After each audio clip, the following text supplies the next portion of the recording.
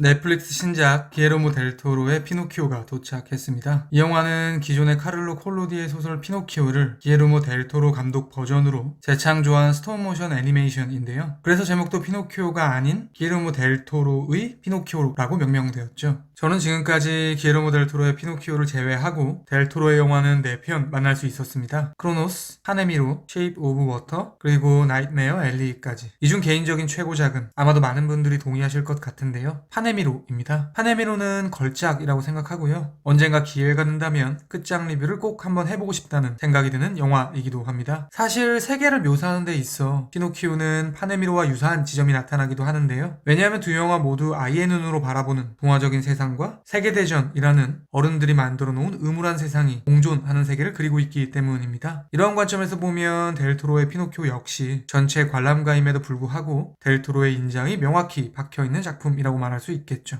결론부터 말씀드리면 저는 피노키오 좋았습니다. 아마도 델 토로의 영화를 수식하는 가장 흔한 표현은 단옥동화일 것입니다. 기에르모 델 토로의 피노키오도 그런 측면이 있는데요. 몇몇 캐릭터들의 외연부터 그렇습니다. 거대한 바다 괴물, 요정 등등의 캐릭터들이 다소 기괴하게 표현되고 있죠. 사실 피노키오도 물론 개인적인 감흥이지만 마냥 귀엽고 사랑스럽게만 묘사되고 있지는 않은 것 같더라고요. 말인즉슨 기에르모 델 토로의 피노키오 속 캐릭터들은 그간 델 토로의 세계에서 포착되던 크리처들의 색채가 꽤나 배어있는 것처럼 느껴지는 것이죠. 이뿐만 아니라 이야기의 측면에서도 어른들을 위한 동화라는 특징이 진하게 녹아 있는데요. 왜냐하면 저에게 이 영화는 사실상 피노키오가 아닌 제페토의 성장담처럼 보이기도 하기 때문입니다. 그에 대한 보다 구체적인 이야기를 비롯하여 피노키오에게 이식된 기독교적 세계관, 그리고 마지막으로 기에르모 델 토로의 자의식이 반영된 캐릭터에 대한 이야기까지. 기에르모 델 토로의 피노키오 끝장 리뷰 지금 시작합니다. What is that? Papa! It speaks! He's just a puppet. No, I'm not. I'm a real boy. 언급드렸듯 저에게 피노키오는 성인을 위한 애니메이션으로 느껴지기도 하는데요. 그에 대한 설명을 위해 영화 속에 비유적으로 어려있는 새 인물들에 대한 이야기를 드리도록 하겠습니다. 결론부터 말씀드리겠습니다. 저에게 제페토, 포데스타 시장, 볼페 백작은 피노키오의 3명의 아버지처럼 보입니다. 사실 이것은 델 토로의 다른 작품에서도 나타나는 구조인데요. 왜냐하면 나이트메어 엘리에서도 주인공 스탠턴에게는 3명의 유사 아버지가 존재했으니까요. 아무튼 저는 이 3인의 아버지라는 키워드를 경유해서 델 토로의 피노키오를 다음과 같이 분석해 보았습니다. 먼저 새 아버지에게는 인상적인 공통점이 있습니다. 모두 피노키오를 그 자체로 인정하지 않고 자기 입맛에 맞게 바꾸려 한다는 것이 그것입니다. 제페토는 피노키오를 사별한 아들 카를로와 닮은 꼴로 만들기 위해 피노키오에게 카를로의 책을 건네주며 학교에 나가라고 책은하죠. 포데스타 시장도 마찬가지입니다. 그는 피노키오가 영생을 한다는 사실을 알게 되자마자 그것을 전쟁에 이용하려고 하는데요. 사실 포데스타는 자신의 친아들부터 파시즘의 소년병으로 변모시키려고 합니다. 그러니까 그는 아이들을 군대식 훈련을 통해 개조해야 한다고 생각하는 인물인 것입니다.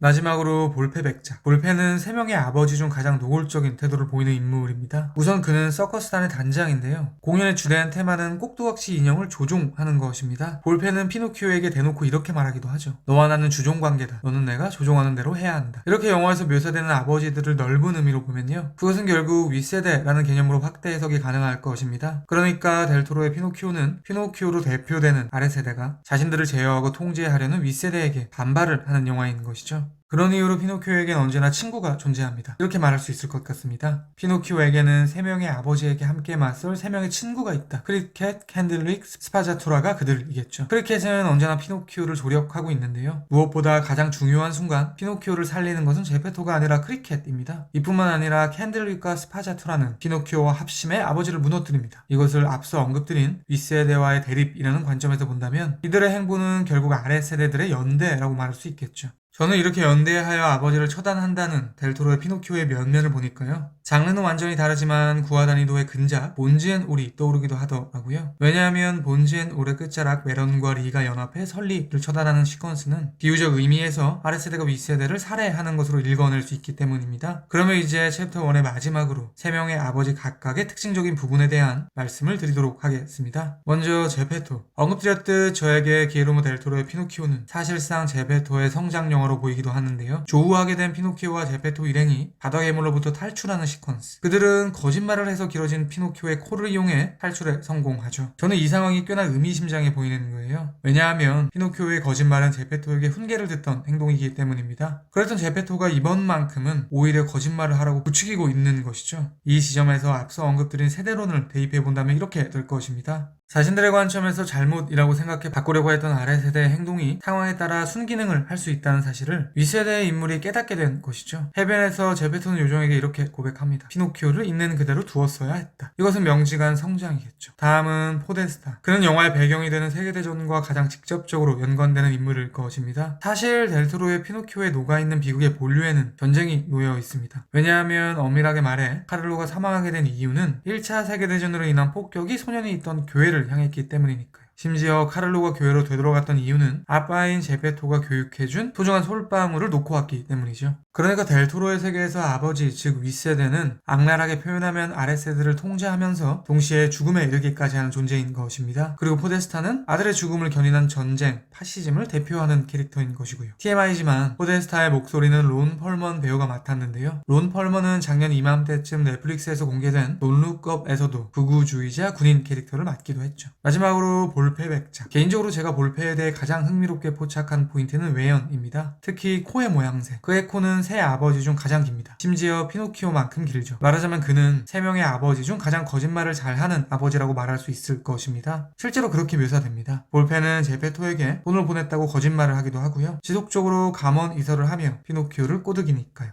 한 발 더 밀고 나가 볼페 역시 포데스타처럼 파시스트인데요. 그는 무솔리니가 공연장에 방문했을 때 선전 영화와 같은 공연을 준비합니다. 그런 관점에서도 볼페의 코가 긴 이유를 분석해 봤는데요. 제가 보기엔 이렇게 볼페처럼 예술을 정치를 위한 도구로 사용하는 이들에 대해 예술가인 델토로가 거짓말쟁이라는 일가를 하는 것은 아닌가 싶기도 하더라고요. Ah, we have found him, our star. Everyone shall love you and call your name Pinocchio. Pinocchio! 저에게 델토로의 피노키오에는 기독교적 세계관이 어려있는 것처럼 보였는데요. 다소 직접적으로 말씀드리면 피노키오에게 예수님의 서사가 이식된 것처럼 보이는 거예요. 제페토가 교회에서 십자가상을 고치는 시퀀스. 그것을 바라보던 피노키오는 이렇게 말합니다. 왜 저 사람은 나와 똑같이 나무로 만들었는데 사람들에게 사랑을 받는 것이냐. 그러니까 목재라는 소재를 경유한다면 나무로 만든 예수 십자가상과 나무로 만든 피노키오 사이에는 등호가 형성될 수 있는 것입니다. 사실 피노키오가 창조된 이유는 카를로가 유명을 달리했기 때문인데요. 카를로가 죽는 순간 폭파되는 것은 교회입니다. 그러니까 피노키오는 카를로의 자리를 대리하면서 동시에 교회가 소거된 자리를 채우고 있는 것입니다. 이렇게 피노키오는 예수님이라는 관점에서 본다면 피노키오가 부활을 한다는 설정 또한 예수님의 서사와 연결지을 수 있을 것 같습니다. 피노키오의 마지막 죽음은 예수님의 그것과 꽤나 유사합니다. 왜냐하면 예수님처럼 희생과 구원의 의미가 부여되기 때문입니다. 헐갑게 말해 예수님이 인류의 죄를 사하기 위해 대신 십자가에 피를 물들이셨던 것처럼 피노키오는 제페토의 생명을 위해 영생을 포기하기로 결정하죠. 이 지점에서 흥미로운 점은 성경에서는 아버지인 예수님이 자식인 우리들을 구원하신 것인데요. 영화에서는 자식인 피노키오가 아버지인 제페토를 구원하고 있다는 점입니다. 말하자면 두 서사는 역방향을 향해 있는 것이죠. 저에게는 이것이 부정적인 의미에서 성경을 비튼 것처럼 보이기도 했고요. 윗세대와 척을 지던 델토로가 비로소 아버지들을 포용하는 것처럼 느껴지기도 하더라고요. 이제 마지막으로 영화의 인물들 중 창작자의 자의식이 반영된 캐릭터에 대한 저의 추측을 말씀드리도록 하겠습니다. 결론부터 말씀드리겠습니다. 저에게 기르모 델토로의 피노키오에서 델토로의 자의식이 반영된 캐릭터는 두 명인 것 같습니다. 피노키오 그리고 크리켓. 크리켓은 사실상 이 모든 이야기의 포문을 여는 작가입니다. 그의 내레이션으로 영화가 진행되기도 하고요. 극중 실제로 글을 쓰는 묘사가 있기도 하죠. 그러니까 크리켓은 세계를 창조한 델토로의 작가로서의 정체성이 녹아있는 캐릭터로 보이는 것입니다. 다음은 피노키오. 우선 피노키오는 아버지들과 척을 지는 인물이라는 측면에서 델토로스러운 캐릭터 같다는 생각이 들었고요. 세상이 원하는 요구사항을 따르는 방식으로 행동을 하지 않고 자기만의 개성을 밀고 나간다는 면에서, 그러니까 자발적 아웃사이더라는 정체성에서도 역시 델토로의 자의식이 반영된 것처럼 보이더라고요. 그렇게 보면 영화의 끝자락 피노키오의 마지막 부활이 크리켓의 소원을 통해 이루어진다는 사실도 의미심장해 보였습니다. 기에르모 델 토로의 피노키오에 대한 제 별점은 별 4개고요. 한 줄 평은 다음과 같습니다. 피노키오와 3명의 아버지, 부활한 피노키오의 아버지 구원기. 그러니까 전쟁, 성경, 세대를 머금은 기에르모 델 토로의 잔혹 동화. 지금까지 기에르모 델 토로의 피노키오에 대한 헐거운 리뷰였습니다. 제가 100% 확답을 드리지는 못하겠지만 아마도 다음 리뷰는 지금 보여드릴 이 영화가 되지 않을까 싶습니다. 그리고 당연한 이야기지만 그 어떤 영화라 해도 언제나 영화는 제 리뷰보다 무조건 위대합니다. 들어주셔서 감사합니다.